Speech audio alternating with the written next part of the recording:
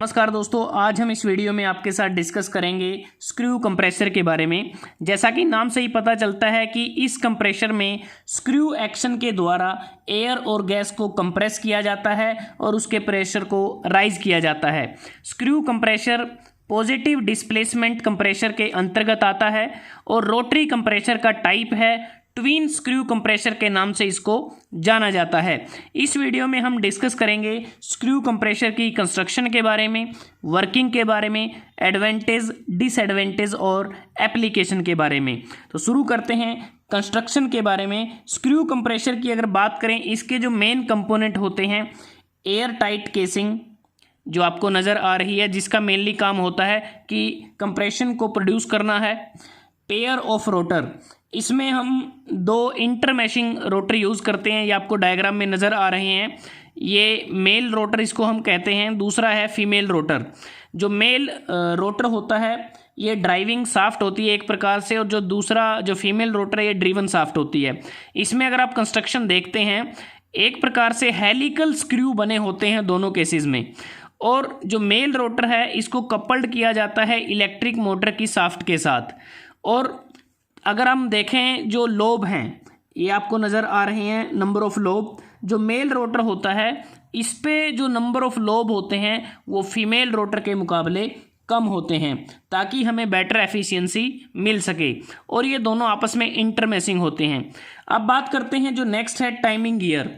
यहाँ पर आपको नज़र आ रहा है ये जो पोर्शन है ये टाइमिंग गियर को इंडिकेट करता है। टाइमिंग गियर का काम होता है दोनों रोटर के जो दोनों रोटर रोटेट करते हैं उनकी स्पीड को मैच करना। तो ये मेनली टाइमिंग गियर का काम होता है। उसके बाद सक्शन एंड डिलीवरी वाल्व, ये आपको ऊपर जो पोर्शन नज़र आ रहा है ये सक्शन वाल्व है, जिसमें एयर को सक किया जाता है, और यहाँ जो डिलीवरी वाल्व है यहाँ से डिस्चार्ज किया जाता है। तो इस प्रकार से ये मेन कंपोनेंट स्क्रू कंप्रेसर के अंदर रहते हैं।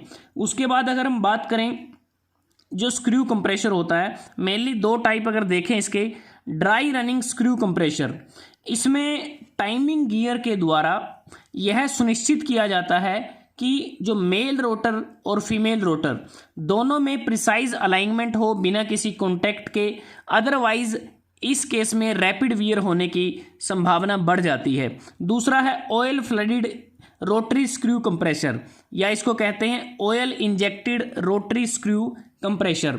तो इस टाइप का जो कंप्रेसर होता है उसमें लुब्रिकेटिंग ऑयल के प्रयोग से मेल रोटर और फीमेल रोटर के बीच के स्पेस को मेंटेन किया जाता है। दोनों में एक प्रकार से अगर हम बात करें हाइड्रोलिक सील को प्रोवाइड किया जाता है, और दोनों रोटर के बीच जो मैकेनिकल एनर्जी है उसको ट्रांसफ़र किया जाता है, जिससे एक रोटर दूसरे रोटर को ड्राइव करता है। अगर हम बात करें ये दोनों रोटर एक दूसरे के अपोजिट डायरेक्शन में रोटेट करते हैं। आप यहाँ देख सकते हैं कि जो मेल रोटर है जिस पे नंबर ऑफ लोब कम होते हैं वो लोग क्लॉकवाइज डायरेक्शन में रोटेट कर रहा है। जो फीमेल रोटर है जिस पे नंबर ऑफ लोब ज़्यादा होते हैं वो एंटी क्लॉकवाइज डायरेक्शन में रोटेट कर रहा है। तो इस प्रकार से इनकी जो रोटेशन होती है। और स्क्रू कंप्रेसर की जो ये जो सक्शन साइड होती है, यहाँ से जो एयर या गैस है वो एंटर करती है और हेलिकल स्क्रू के थ्रेड्स के थ्रू वो मूव करती है जब स्क्रू रोटेट करते हैं। दूसरी बात, इस केस में जो क्वांटिटी होती है जो एयर या गैस की, जो बेसिकली जो कंप्रेसर जो चैम्बर होता है जिसमें हमारे दोनों स्क्रू रहते हैं उसमें ट्रैप की जाती है सक्शन वाल्व के माध्यम से, और उसको फिर मैकेनिकली रिड्यूस किया जाता है। क्योंकि अगर हम देखेंगे कि जो सक्शन एंड से लेके जो डिलीवरी एंड होता है, इस दौरान मेनली जो स्पेस है उसको रिड्यूस किया जाता है, जिसके परिणाम स्वरूप हमारी जो गैस या एयर है उसका जो प्रेशर है वो राइज हो जाता है। अब बात करते हैं कि जो मेल रोटर होता है वो बेसिकली जो कंटिन्यूस पिस्टन होता है, जैसे हमने पिस्टन सिलेंडर की अरेंजमेंट को देखा है, तो एक प्रकार से पिस्टन की तरह काम करता है।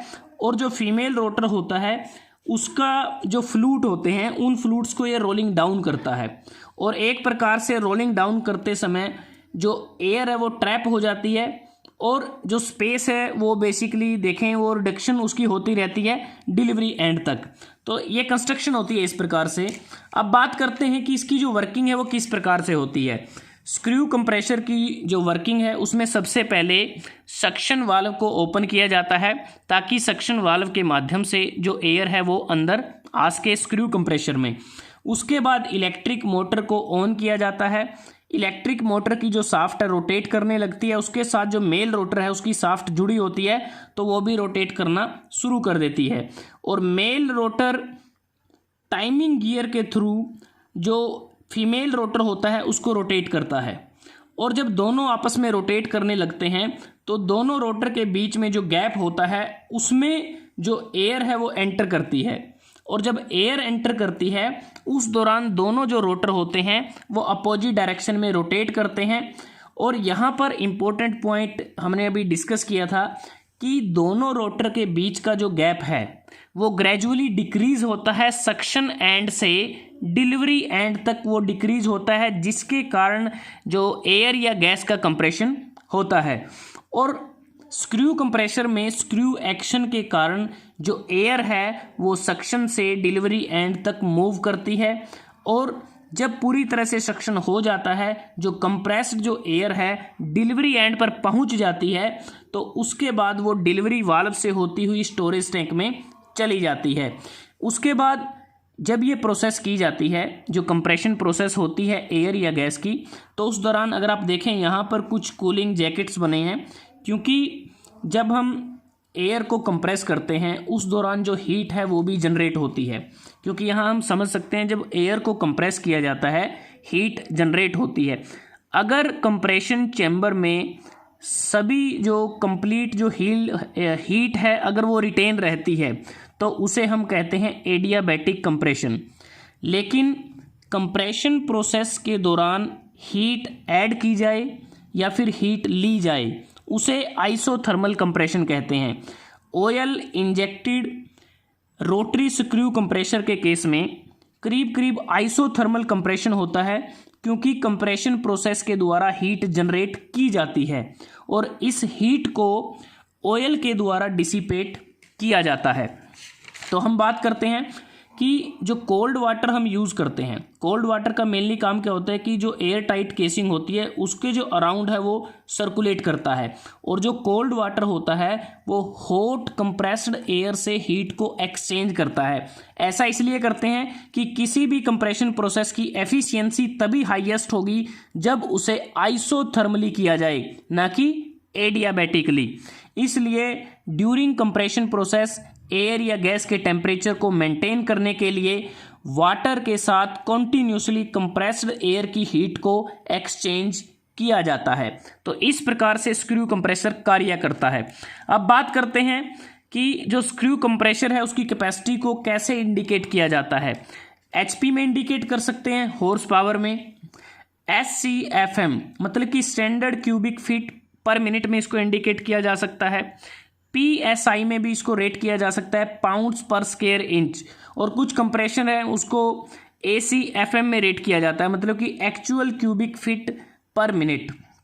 और जो मॉडर्न स्क्रू कंप्रेशर हैं अगर हम बात करें, मॉडर्न स्क्रू कंप्रेशर में एसिमेट्रिकल रोटर होते हैं। एसिमेट्रिकल मतलब कि दोनों रोटर की जो प्रोफाइल है वो अलग अलग होती है। अगर मेल रोटर है उसमें कन्वेक्स शेप के लोब बने होते हैं, फीमेल रोटर में कनकेव लोब बने होते हैं और ये दोनों आपस में मैचिंग करते हैं। और मेल रोटर पर कम लोब बने होते हैं फीमेल रोटर के मुकाबले। और यही कारण है कि जो मेल रोटर होता है वह फीमेल रोटर के कंपैरिजन में तेज़ी से रोटेट करता है, फास्टली वो रोटेट करता है। अब बात करते हैं स्क्रू कंप्रेशर की इफेक्टिवनेस की।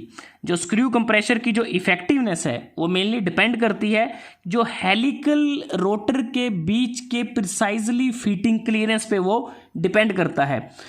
लेकिन फिर भी कुछ लीकेज अगर इसमें हो जाती है उसको हम नेग्लिजिबल कर सकते हैं। और जो हाई रोटेशनल स्पीड इसमें हम प्रयोग करते हैं वो बेसिकली लीकेज फ्लो रेट और इफेक्टिव फ्लो रेट की रेशो को मिनिमाइज करने के लिए इसमें इस्तेमाल की जाती है।